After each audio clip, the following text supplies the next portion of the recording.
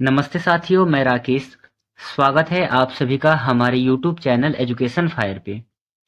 आप सभी को पता है कि अभी हम सीटेट से रिलेटेड प्रैक्टिस सेट कर रहे हैं, जिनमें से कि अभी तक हम लोगों ने टोटल 6 प्रैक्टिस सेट को कंप्लीट किया है। एक प्रैक्टिस सेट में 40 क्वेश्चन रहता है, तो यदि हम 6 को 40 से डिवाइड करते हैं तो टोटल 240 क्वेश्चन को हमने अब तक देखा है। इनके ऊपर हमने डिस्कस किया है। तो आज के इस वीडियो में भी 40 क्वेश्चन होने वाला है। आज का जो वीडियो है प्रैक्टिस सेट नंबर 7 होने वाला है। इस प्रकार से करके हम लोग सीटेट से पहले टोटल 45 प्रैक्टिस सेट करेंगे। तो आप अनुमान लगा लीजिए कि इन 45 प्रैक्टिस सेट में टोटल कितने क्वेश्चन का आपका रिवीजन हो जाएगा, आप कितने क्वेश्चन से परिचित होंगे। चलिए इन बातों को ध्यान में रखते हुए अपना स्कोरिंग करते रहना कि आप लोग इन 40 क्वेश्चन में से कितने क्वेश्चन को सही करते हो। मैं आपको हर एक वीडियो में बताता हूँ कि अपना स्कोरिंग अवश्य करें, ताकि आपको पता लगे कि आप कहाँ तक पहुंचे हो, आपकी तैयारी कैसी है। जैसे कि एक रिंकू झा है, दूसरा है तारा रानी गोपे। इनका स्कोर काफी अच्छा रहा है। इनका स्कोर 35 रहता है 40 में से, कभी इनका 32 रहता है 40 में से, कभी 22 रहता है। तो काफी अच्छा स्कोर है, इसे आप और बेहतर करने की कोशिश करें। तो इन बातों को ध्यान रखिएगा। आज के इस वीडियो में देखता हूँ सबसे ज्यादा स्कोरर कौन रहता है। 40 क्वेश्चन है, इन 40 क्वेश्चन में से आपका क्या स्कोर रहता है, आप हमें कमेंट बॉक्स में लिखेंगे। चलिए शुरू करते हैं हम इस वीडियो को पहले नंबर क्वेश्चन से। आपको क्वेश्चंस को ध्यान से पढ़ना है, फिर उसके बाद उत्तर देना है। आपके पास पूरा 1 मिनट का समय रहेगा पेपर हॉल में। जब आप सीटेट का एग्जाम देने जाओगे, पूरा 1 मिनट का समय रहता है आपको क्वेश्चन को सॉल्व करने के लिए। आप अपना पूरा समय लें और चलिए ध्यान रखिएगा अपना। पहले क्वेश्चन से शुरू करते हैं। पहला क्वेश्चन है, सिंधु घाटी सभ्यता की सबसे प्रमुख विशेषता कौन सी थी? नीचे आपके लिए 4 ऑप्शन है, इनमें से सही आंसर कौन सा होगा? बताइए इसका आंसर क्या होगा? सिंधु घाटी सभ्यता की सबसे प्रमुख विशेषता कौन सी थी? उत्तर है आपका ऑप्शन नंबर बी, नगर नियोजन की व्यवस्था बहुत ही ज्यादा बेहतर थी सिंधु घाटी सभ्यता में। ऑप्शन नंबर बी सही आंसर होगा। चलिए दूसरा क्वेश्चन देखना है। सेकंड नंबर का क्वेश्चन है, मौर्य साम्राज्य के किस शासक ने कलिंग पर विजय प्राप्त की थी? 4 ऑप्शन है, चंद्रगुप्त मौर्य, अशोक, बिंदुसार और बिंबिसार। यदि ऊपर के आप 3 राजाओं को देखोगे तो ये तीनों ही राजा मौर्य वंश से रिलेटेड है। ठीक है, और मौर्य वंश के संस्थापक है इनमें से चंद्रगुप्त। फिर उसके बाद उनका पुत्र है बिंदुसार, और बिंदुसार के पुत्र है सम्राट अशोक। ठीक है, तो सम्राट अशोक जो है कलिंग युद्ध पर विजय प्राप्त करते हैं। और कब करते हैं? ये अपने शासन के 8वें वर्ष में कलिंग युद्ध पर विजय प्राप्त करते हैं, यह भी आपको याद रखना है। और इसका उल्लेख हमें कहां से मिलता है? इसका उल्लेख हमें मिलता है 13वें शिलालेख से। ठीक है, चलिए अगला क्वेश्चन देखिएगा। तीसरे नंबर का क्वेश्चन है कि प्राचीन भारतीय शिक्षा का प्रमुख केंद्र कौन सा था? 4 ऑप्शन है, सही आंसर कौन सा होगा? सही आंसर है Nalanda, option number A right answer है। चलिए अगला क्वेश्चन है, सिकंदर ए आजम के नाम से किसे जाना जाता है? नीचे आपको 4 नाम दे रखे हैं। निम्नलिखित ऑप्शन में से सिकंदर ए आजम के नाम से किसे जाना जाता है? आंसर है आपका ऑप्शन नंबर सी, सिकंदर को ही सिकंदर आजम के नाम से जाना जाता है। इंपॉर्टेंट क्वेश्चन है। चलिए अगला क्वेश्चन देखिएगा 5वें नंबर का, किस युग को लौह युग के नाम से भी जाना जाता है? सीधा सा प्रश्न है कि लौह युग के नाम से किसे जाना जाता है, कौन से युग को जाना जाता है? उत्तर होगा आपका ऑप्शन नंबर सी, वैदिक युग को जाना जाता है। ऑप्शन नंबर सी सही आंसर है। चलिए अगला क्वेश्चन देखिएगा। 6ठे नंबर का क्वेश्चन है, मौर्य साम्राज्य का संस्थापक कौन था? अशोक, बिंदुसार, समुद्रगुप्त और चंद्रगुप्त मौर्य। निम्नलिखित ऑप्शन में से कौन सा ऑप्शन सही है? उत्तर है इसका ऑप्शन नंबर डी सही है। चंद्रगुप्त मौर्य मौर्य साम्राज्य के संस्थापक है, अभी आपने ऊपर देखा था। चलिए 7वें नंबर के क्वेश्चन को करिएगा, ध्यान से पढ़ना है क्वेश्चन को। हड़प्पा सभ्यता की लिपि कैसी थी? बताइए क्या होगा इसका राइट आंसर? हड़प्पा सभ्यता की लिपि कैसी थी? आपके लिए 4 ऑप्शन है, इनमें से सही आंसर कौन सा है? उत्तर है आपका ऑप्शन नंबर ए, चित्रलिपि। इसे हम अवाचनीय लिपि भी कहते हैं, क्योंकि अभी तक इस लिपि को, चित्रलिपि को किसी ने नहीं पढ़ा है, जिसकी वजह से चित्रलिपि का अन्य नाम क्या है? अवाचनीय लिपि है। यह आपको याद रखना है। चलिए अगला क्वेश्चन देखना है। नेक्स्ट क्वेश्चन है कि बौद्ध धर्म के संस्थापक कौन थे? 4 ऑप्शन है, सही आंसर कौन सा है? उत्तर है आपका ऑप्शन नंबर सी, बौद्ध धर्म के संस्थापक है Gautam Buddha. Option number C right answer है। चलिए 9वें नंबर के क्वेश्चन को देखना। 9वां क्वेश्चन है आपके लिए कि पृथ्वी की जलवायु पर कौन सा प्रमुख कारक प्रभाव डालता है? बताइएगा इसका आंसर क्या होगा। ऑप्शन में है स्थलाकृति विशेषताएं, समुद्र, सूर्य की ऊष्मा और वायुमंडलीय दाब। कौन सा ऑप्शन सही है? पृथ्वी की जलवायु पर कौन सा प्रमुख कारक प्रभाव डालता है? आंसर है सूर्य की ऊष्मा। Option number C right answer हो जाएगा। सूर्य की ऊष्मा काफी ज्यादा प्रभावित करता है पृथ्वी की जलवायु को। अगला क्वेश्चन है, पृथ्वी का कौन सा भाग पृथ्वी का फेफड़ा कहा जाता है? ऑप्शन नंबर ए सहारा मरुस्थल, बी में है सवाना घास के मैदान, अमेजन वर्षा वन और एंडीज पर्वत। पृथ्वी का फेफड़ा किसे कहा जाता है? आंसर है अमेजन वर्षा वन को पृथ्वी का फेफड़ा कहा जाता है। Option number C right answer है। चलिए 11वें नंबर के क्वेश्चन को देखना। क्वेश्चन है कि सूर्य का कौन सा ग्रह सबसे नजदीक का ग्रह है? आंसर क्या होगा? ये आपका ज्योग्राफी का दूसरे नंबर चैप्टर से है, तो आपको बताना है कि सूर्य का कौन सा ग्रह सबसे नजदीक है। उत्तर है इसका ऑप्शन नंबर सी, बुध ग्रह सबसे नजदीक ग्रह है। ठीक है, आप याद कर लेना क्या है इनका क्रम है, बुध, शुक्र, पृथ्वी, मंगल, बृहस्पति, शनि, यूरेनस, नेपच्यून। इस प्रकार से करके 8 ग्रह हैं। 8 ग्रहों के आपको नाम याद रखना है। प्रारंभ के जो 4 ग्रह हैं और अंत के 4 ग्रह हैं, प्रारंभ के 4 ग्रह को हम आंतरिक ग्रह के नाम से जानते हैं और अंतिम वाले जो 4 ग्रह हैं इनको हम बाह्य ग्रह के नाम से भी जानते हैं। ठीक है, ये आपको याद रखना है। चलिए अगला क्वेश्चन है कि पृथ्वी अपनी धुरी पर कितने समय में एक बार घूमती है? 4 ऑप्शन है, सही आंसर कौन सा होगा? आप सभी को पता है कि जब पृथ्वी पूरा अपने धुरी पर घूमती है तब दिन और रात होता है, और आप दिन रात को मिलाकर के कितने घंटे जोड़ते हो? हम जोड़ते हैं 24 घंटे को। तो यहाँ पर इसका आंसर क्या होगा? पृथ्वी अपनी एक धुरी पर कितने समय पर एक बार घूमती है? 24 घंटे में घूमती है। चलिए अगला क्वेश्चन है 13 नंबर का। मानचित्र पर उत्तर दिशा का संकेत कौन सा चिन्ह करता है? बायां, दायां, नीचे और ऊपर। बताइए कौन सा ऑप्शन सही है? आपने मानचित्र को देखा होगा तो मानचित्र कुछ इस प्रकार से बना होता है। आप अपने फोन में देखना, जो आपका दिशा सूचक यंत्र है यो वो भी क्या होता है, ऐसे ऊपर एरो की तरह बना रहता है। तो जो ऊपर वाला भाग होता है ये किस दिशा को चिन्हित करता है? उत्तर दिशा को चिन्हित करता है। Option number D right answer है। इनका सिंपल सा तरीका है कि आप अपने कॉपी में 4 डायरेक्शन बनाना। जो आपके बाएं हाथ पर है वो होता है पश्चिम दिशा, जो आपके दाएं हाथ पर है वो होता है पूर्व दिशा, ऊपर जो होता है वो होता है उत्तर और नीचे दक्षिण। तो आप अंदाजा लगा लीजिए कि उत्तर दिशा किस ओर है, ऊपर की ओर है। ऑप्शन नंबर डी सही आंसर है। चलिए अगला क्वेश्चन देखना है। 14 नंबर का क्वेश्चन है, दुनिया का सबसे बड़ा महासागर कौन सा है?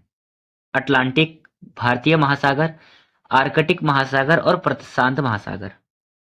ऑप्शन है इसका ऑप्शन नंबर डी, प्रशांत महासागर दुनिया का सबसे बड़ा महासागर है। Option number D right answer है। चलिए अगला क्वेश्चन है 15 नंबर का। भारत का संविधान कब लागू हुआ था? 4 ऑप्शन है, सही आंसर कौन सा होगा? आंसर है 26 जनवरी 1950 को भारतीय संविधान लागू हुआ था। बन करके तैयार हुआ था 26 नवंबर 1949 को। ठीक है, यह भी आपको याद रखना है। यहां पर इस क्वेश्चन का आंसर होगा ऑप्शन नंबर बी, 26 जनवरी 1950। नेक्स्ट क्वेश्चन है कि भारतीय संविधान में कितने मौलिक अधिकार दिए गए थे? भारतीय संविधान में कितने मौलिक अधिकार दिए गए हैं? ऑप्शन में है 4, 5, 6 और 7। बताइएगा इसका आंसर क्या होगा? आंसर है इसका ऑप्शन नंबर सी, 6 मौलिक अधिकार दिए गए हैं। बात करें हम मौलिक अधिकार की, तो प्रारंभ में कितने मौलिक अधिकार थे? प्रारंभ में मौलिक अधिकार थे हमारे पास टोटल 7। ठीक है, कितने मौलिक अधिकार थे प्रारंभ में? 7 मौलिक अधिकार थे। इनमें से एक अधिकार था संपत्ति का अधिकार। संपत्ति का अधिकार हटा दिया गया, जिनसे कि वर्तमान समय में हमारे पास कितने मौलिक अधिकार है? वर्तमान समय में 6 मौलिक अधिकार है। ऑप्शन नंबर सी सही आंसर है इसका। चलिए अगला क्वेश्चन देखिएगा ध्यान से। भारतीय संसद में लोकसभा के सदस्यों का कार्यकाल कितने वर्षों का होता है? बताइए क्या होगा इसका सही आंसर? आंसर है आपका ऑप्शन नंबर बी, 5 वर्षों का होता है। ऑप्शन नंबर सी सही आंसर है। ऑप्शन नंबर बी सही आंसर है। चलिए अगला क्वेश्चन देखिएगा। नेक्स्ट क्वेश्चन है, भारतीय संविधान का प्रस्तावना किससे प्रेरित है? नीचे आपके लिए 4 ऑप्शन है। इन सभी ऑप्शन में से कौन सा ऑप्शन सही है? एक पर टिक करना है आपको। आंसर है इसका ऑप्शन नंबर बी, अमेरिका का संविधान से ये भारतीय संविधान का प्रस्तावना प्रेरित है। ऑप्शन नंबर यहां पर बी आपका सही उत्तर हो जाएगा। अगला है देखिए, आपके सीटेट का जो एग्जाम है उसमें असेशन और रीजनिंग से रिलेटेड भी प्रश्न पूछता है। यहाँ पर इन क्वेश्चन में आपको क्या करना पड़ेगा? सबसे पहले आपको देखना पड़ेगा कि जो अभिकथन और कारण है ये दोनों सही है कि नहीं है। उसके बाद आपको ये देखना पड़ेगा कि क्या आर का संबंध ए के साथ फिट बैठ रहा है। यदि बैठ रहा है तब आपका आंसर हो जाएगा ए और बी सही है और आर ए की सही व्याख्या करता है। और यदि फिट नहीं बैठ रहा है तो वहां पर होगा ए और आर सही है पर आर ए की सही व्याख्या नहीं कर रहा है। तो ऐसे ही आपको क्या करना है, इन बड़े बड़े क्वेश्चन को सॉल्व करना है। जैसे कि आपका 19 नंबर का क्वेश्चन है, अभिकथन ए में इन्होंने दिया है कि पानीपत की तीसरी लड़ाई में मराठा शक्ति को गंभीर रूप से कमजोर कर दिया। ठीक है। दूसरा है, पानीपत की तीसरी लड़ाई में मराठा सेनाओं का भारी नुकसान हुआ। ये आपके सामने पहले तो 2 प्रश्न है, क्या ये दोनों लाइन सही है या नहीं है? देखिएगा एक बार फिर से। पहले लाइन में है कि आपका पानीपत की तीसरी लड़ाई में मराठा शक्ति को गंभीर रूप से कमजोर कर दिया, सही बात है। दूसरा है कि पानीपत की तीसरी लड़ाई में मराठा सेनाओं का भारी नुकसान हुआ, ये भी बात सही है। अब यहाँ पर दोनों सही है, पर क्या आर ए का सही कारण है? हाँ, क्यों? क्योंकि नुकसान हुआ था, नुकसान होने की वजह से क्या होगा, मराठा शक्ति कमजोर हो जाएगा। तो यहाँ पर ए और आर दोनों सही है और आर ए की सही व्याख्या भी कर रहा है। तो यहाँ पर आपका ऑप्शन नंबर ए सही आंसर हो जाएगा। ए और आर दोनों सही है और आर ए की सही व्याख्या करता है। चलिए इसी प्रकार से एक और क्वेश्चन देखिएगा। 20 नंबर का क्वेश्चन है कि सती प्रथा को समाप्त करने के लिए अंग्रेजों ने कानून बनाया, पहला। दूसरा, इसका कारण कह रहा है कि सती प्रथा समाज के प्रति अंग्रेजों की सहानुभूति का उदाहरण था। तो बताइए क्या ऑप्शन सही है? सबसे पहला है कि सती प्रथा को समाप्त करने के लिए अंग्रेजों ने कानून बनाया, बिल्कुल बनाया था। ऑप्शन नंबर जो पहला है सही है। दूसरा, इन्होंने कारण क्या दे रखा है, सती प्रथा समाज के प्रति अंग्रेजों की सहानुभूति का उदाहरण था, नहीं, ये बात गलत है। तो यहाँ पर पहला सही है। तो यहाँ पर क्या होगा, ए सही है और आर गलत है। तो यहाँ पर ऑप्शन नंबर सी आपका सही आंसर है। चलिए एक और क्वेश्चन को सॉल्व करिएगा। चलिए यहाँ पर देखिएगा 21 नंबर के क्वेश्चन को। अभिकथन में कह रहा है कि 1857 का विद्रोह पूरे भारत में फैल गया था। ठीक है, क्या यह बात सही है? 1857 का विद्रोह पूरे भारत में फैल गया था। हाँ, ये बात सही है। दूसरा, विद्रोह के दौरान सभी राजाओं और नवाबों ने अंग्रेजों के खिलाफ लड़ाई लड़ी। देखिए यहाँ पर ध्यान से देखना, यहाँ पर क्या है, सभी राजाओं नहीं, सभी राजाओं ने, कुछ राजाओं ने किया था। ठीक है, तो यहाँ पर आर गलत हो गया। तो आर गलत हो गया तो इसका कौन सा होगा, ऑप्शन नंबर सी सही हो जाएगा, क्योंकि ए सही है और आर गलत है। चलिए अगला क्वेश्चन देखिएगा। 22 नंबर का क्वेश्चन है, यह भी कुछ इसी प्रकार से है। रैयतवाड़ी प्रणाली के अंतर्गत किसानों को जमीन का मालिक माना गया। दूसरा कह रहा है कि इस प्रणाली में किसान सीधे ब्रिटिश सरकार को कर का भुगतान करते थे। दो लाइन है, क्या ये दोनों लाइन सही है? और सही है तो क्या आर जो है, क्या कारण जो है ए का सही कारण है? बताइए इसका क्या होगा आंसर 22 नंबर का। आंसर है इसका ऑप्शन नंबर ए। ए और आर दोनों सही है और आर ए का सही व्याख्या भी करता है। यहां पर ऑप्शन नंबर ए सही आंसर हो गया।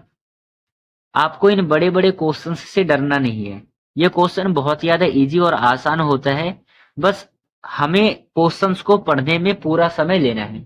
आप जितने अच्छी तरीके से क्वेश्चन को समझ पाओगे उतनी ही जल्दी क्वेश्चन को आप सॉल्व कर पाओगे।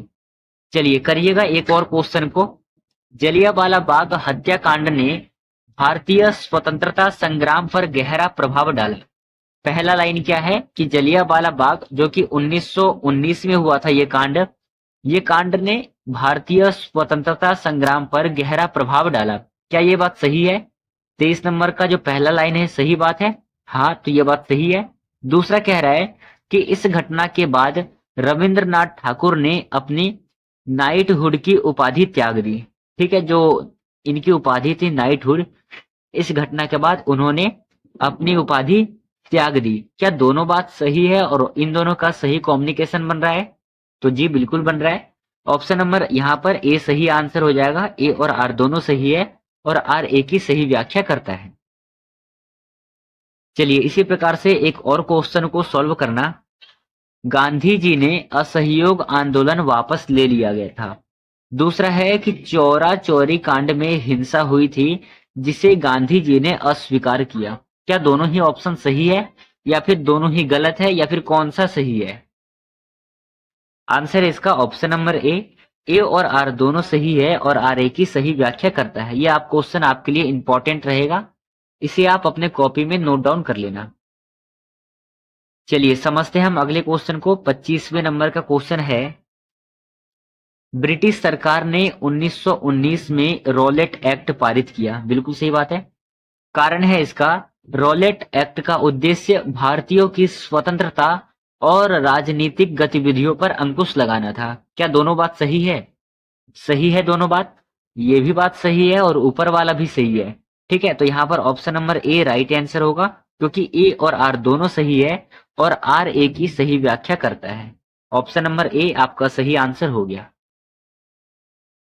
चलिए अगला क्वेश्चन देखिएगा 26वें नंबर का क्वेश्चन को। 19वीं सदी में भारत में सामाजिक सुधार आंदोलन की शुरुआत हुई।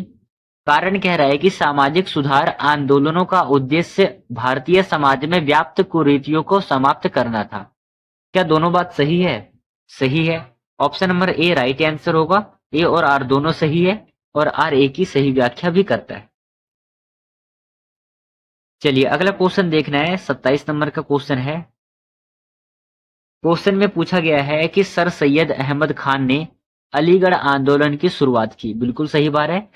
अलीगढ़ आंदोलन के संस्थापक कौन थे? सर सैयद अहमद। पहला आपका जो लाइन है सही है। दूसरा कारण कह रहा है कि उनका मानना था कि भारतीय मुसलमानों को आधुनिक शिक्षा की जरूरत है। बताइए क्या होगा इसका सही आंसर? यहाँ पर दोनों ही लाइन सही है और सही व्याख्या भी हो रहा है। तो यहाँ पर ए और आर दोनों सही है और आर ए की सही व्याख्या करता है। ऑप्शन नंबर ए सही आंसर है। चलिए एक और क्वेश्चन करिएगा इसी प्रकार से। बंगाल विभाजन के बाद स्वदेशी आंदोलन शुरू हुआ।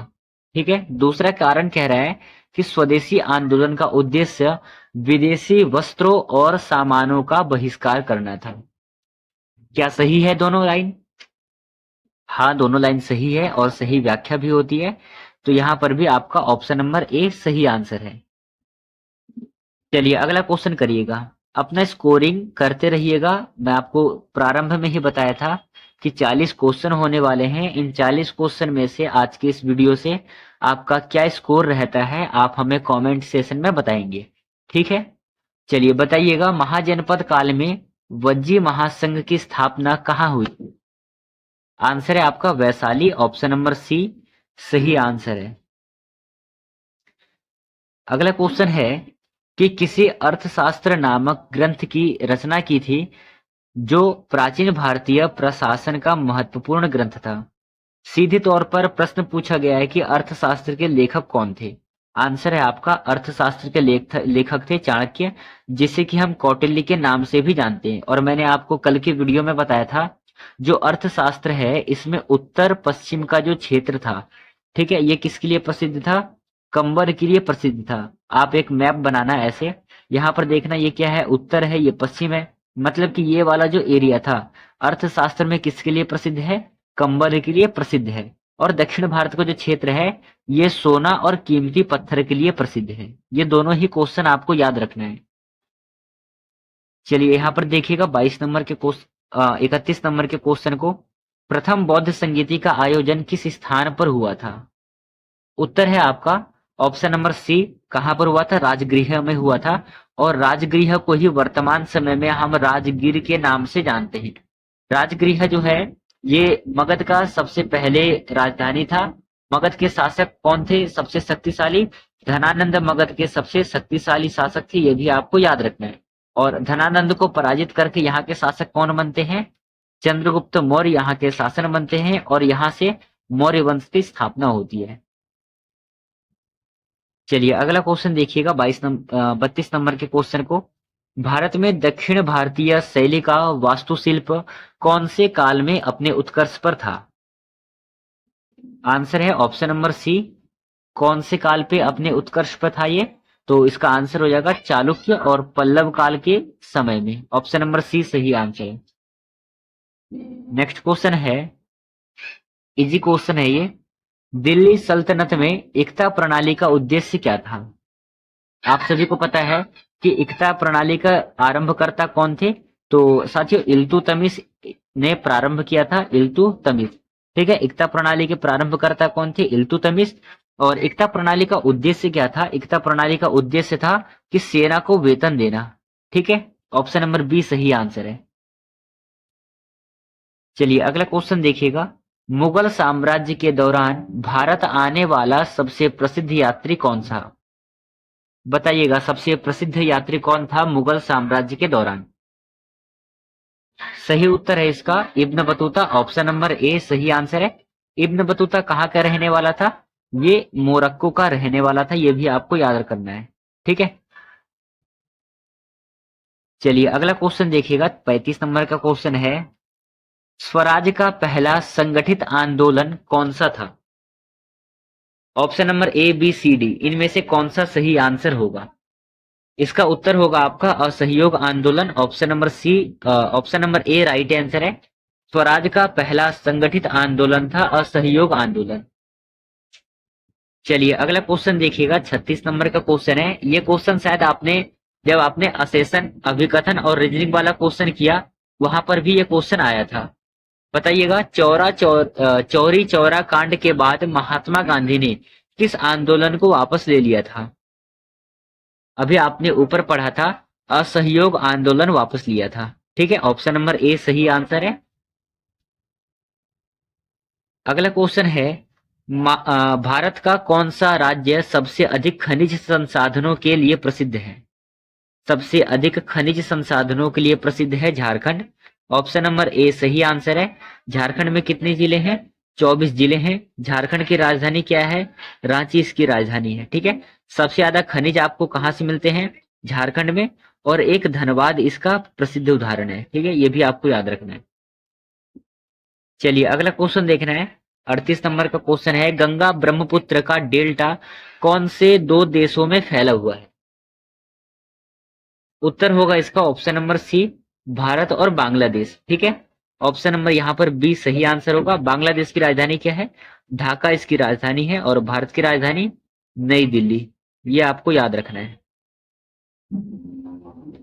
चलिए अगला क्वेश्चन देखिएगा, नेक्स्ट क्वेश्चन है आपके लिए सेकंड लास्ट का क्वेश्चन है कि अरावली पर्वत श्रृंखला की उत्पत्ति का कारण क्या था? उत्तर है प्राचीन काल में भौगोलिक बदलाव के कारण अरावली पर्वत श्रृंखला की उत्पत्ति हुई थी। ऑप्शन नंबर बी सही आंसर है। चलिए ये रहा आपके लिए बहुत ज्यादा इजी और सिंपल क्वेश्चन है, क्योंकि अंत भला तो सब भला ऐसा कहावत है गांव में। इसलिए ये क्वेश्चन बहुत ही ज्यादा इजी रखा हूं ताकि आप इसका उत्तर दे करके काफी प्रसन्न हो। बताइए अपना स्कोरिंग में 1 नंबर और जोड़ लेना इसे। बताइएगा आपका इन 40 क्वेश्चन में से आज के इस क्लास में से आपका क्या स्कोर रहा है। आप हमें कमेंट सेशन में अपना कमेंट करेंगे कि भाई आपका आज के इस वीडियो में क्या स्कोर रहा है। फिलहाल में करते हैं इस क्वेश्चन को। कावेरी नदी का डेल्टा किस राज्य में स्थित है? इजी क्वेश्चन है, बताइएगा क्या होगा आंसर। आंसर है आपका ऑप्शन नंबर सी, तमिलनाडु यहाँ पर आपका सही आंसर हो जाएगा। कावेरी नदी का डेल्टा तमिलनाडु राज्य में स्थित है। ठीक है, ऑप्शन नंबर सी सही आंसर है। तो आज के इस वीडियो में से आपका क्या स्कोर रहा है आप हमें बताएंगे। साथ ही साथ ये वीडियो कैसा लगा आप हमें कमेंट सेशन में ये भी बताएंगे, जिससे कि मैं ये जान पाऊं कि क्या आपके लिए ये वीडियो यूजफुल है या नहीं है। चलिए आज के इस वीडियो को हम यहीं पे समाप्त करेंगे। कल के इस वीडियो में हम करेंगे प्रैक्टिस सेट नंबर 8। आज हमारा प्रैक्टिस सेट नंबर 7 था और यदि आप 7 को 40 से मल्टीप्लाई करते हो तो आपका 280 क्वेश्चन हो गए इन 7 प्रैक्टिस सेट में से। चलिए बाकी बात कल के वीडियो में देखेंगे और क्वेश्चन को 40 नए क्वेश्चन को, इतने क्वेश्चन को आप अपने रिवीजन करते रहना। मिलते हैं कल के वीडियो में। धन्यवाद साथियों।